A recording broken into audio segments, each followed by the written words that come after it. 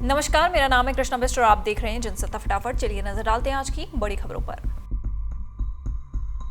पाकिस्तान ने एक बार फिर से यूनाइटेड नेशन में कश्मीर और सिंधु जल संधि का मुद्दा उठाया।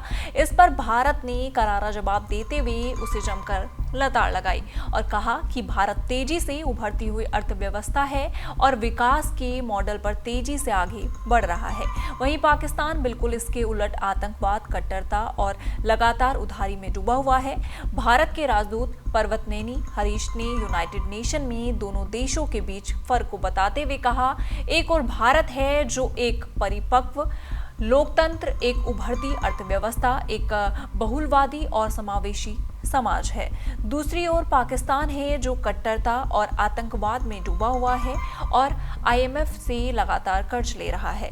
जब हम अंतर्राष्ट्रीय शांति और सुरक्षा को बढ़ावा देने पर चर्चा कर रहे हैं तो ये समझना जरूरी है कि कुछ मूलभूत सिद्धांत हैं जिनका सार्वभौमिक रूप से सम्मान किया जाना चाहिए।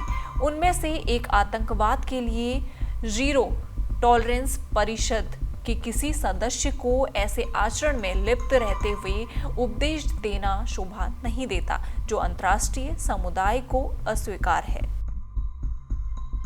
वहीं देश भर में मॉनसून का मिजाज लगातार बदल रहा है और अब बारिश कहर बनकर टूट रही है। दिल्ली NCR में बुधवार तड़के तेज बारिश से तापमान में गिरावट दर्ज की गई, लेकिन जलभराव और ट्रैफिक जैम ने जनजीवन को थमा दिया। मौसम विभाग ने अगले 24 घंटों में दिल्ली और आसपास के इलाकों में और बारिश की चेतावनी जारी की है। मुंबई में बीते 2 दिनों से लगातार तेज बारिश हो रही है, जिससे लोकल ट्रेनें देरी से चल रही हैं और कई इलाकों में जलभराव की स्थिति बनी हुई है। मौसम विभाग ने मुंबई समेत ठाणे और रायगढ़ जिलों में रेड अलर्ट जारी किया है। दक्षिण भारत की बात करें तो केरल और कर्नाटका में भी तेज बारिश हो रही है। बेंगलुरु में बारिश के कारण कई जगह ट्रैफिक प्रभावित हुआ है, जबकि केरल के कुछ जिलों में भारी बारिश की वजह से स्कूल कॉलेज बंद कर दिए गए हैं। उत्तराखंड में आजकल समाजवादी पार्टी के प्रमुख और उत्तर प्रदेश के पूर्व मुख्यमंत्री अखिलेश यादव के केदारेश्वर मंदिर को लेकर राजनीतिक गरमाई हुई है।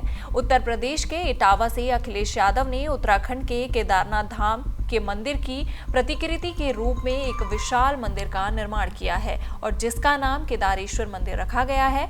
इसका केदारनाथ और बद्रीनाथ धाम के तीर्थ पुरोहितों, अखिल भारतीय अखाड़ा परिषद और उत्तराखंड के विभिन्न धार्मिक, सामाजिक और राजनीतिक संगठनों ने जबरदस्त विरोध किया है। अखिल भारतीय अखाड़ा परिषद ने तो इटावा के केदारेश्वर मंदिर बनाए जाने को सनातन धर्म के खिलाफ एक गहरी साजिश बताया है। परिषद के राष्ट्रीय अध्यक्ष श्री महंत रविंद्रपुरी महाराज ने कहा कि उत्तराखंड के हिमालय में स्थित द्वादश ज्योतिर्लिंग की अनुकृति के रूप में अखिलेश यादव ने इटावा में मंदिर बनाकर हिमालय के द्वादश ज्योतिर्लिंग केदारनाथ धाम का महत्व घटाने की साजिश की है।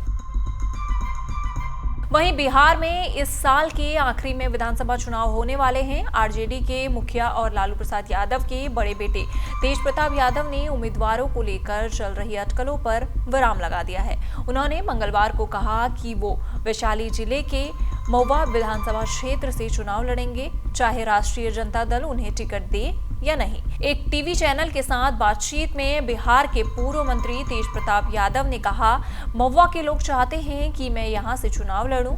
वो कह रहे हैं कि अगर आरजेडी से कोई और यहां से चुनाव लड़ता है तो वो उसे वोट नहीं देंगे।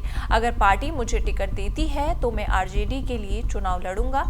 अगर ऐसा नहीं होता है तो मैं निर्दलीय उम्मीदवार के रूप में चुनाव लड़ूंगा, लेकिन महुआ से ही लड़ूंगा। ये मेरी कर्मभूमि है। आहान पांडे और अनीत पड्डा की रोमांटिक फिल्म सैयारा की रफ्तार थमने का नाम नहीं ले रही। आमतौर पर सोमवार को बॉक्स ऑफिस पर सुस्ती देखने को मिलती है, लेकिन इस फिल्म ने चौथे दिन ही 100 करोड़ का आंकड़ा पार कर लिया था। मोहित सूरी के डायरेक्शन में बनी इस फिल्म में 2 नए चेहरों ने लोगों का ऐसा दिल जीता कि फिल्म ने 4 दिन में ही 100 करोड़ का आंकड़ा पार कर लिया है। चौथे दिन फिल्म ने 22.5 करोड़ की कमाई की। एक रिपोर्ट के मुताबिक फिल्म ने रिलीज के महज 4 दिनों में 106 करोड़ का आंकड़ा पार कर लिया है। वहीं बॉलीवुड एक्ट्रेस तनुश्री दत्ता को भारत में मीटू कैंपेन की शुरुआत करने और उनकी फिल्मों की वजह से जाना जाता है। इसके अलावा भी एक्ट्रेस कई सारे विवादों की वजह से चर्चा का विषय बनी रहती है। ऐसे में अब तनुश्री दत्ता अपने एक वीडियो को लेकर चर्चा में है, जिसमें उन्होंने दावा किया है कि उनके ही घर में उनका शोषण किया जा रहा है। वो मेड तक नहीं रख पा रही हैं। दरअसल तनुश्री दत्ता ने बीते दिन ही इंस्टाग्राम पर अपना एक वीडियो शेयर किया।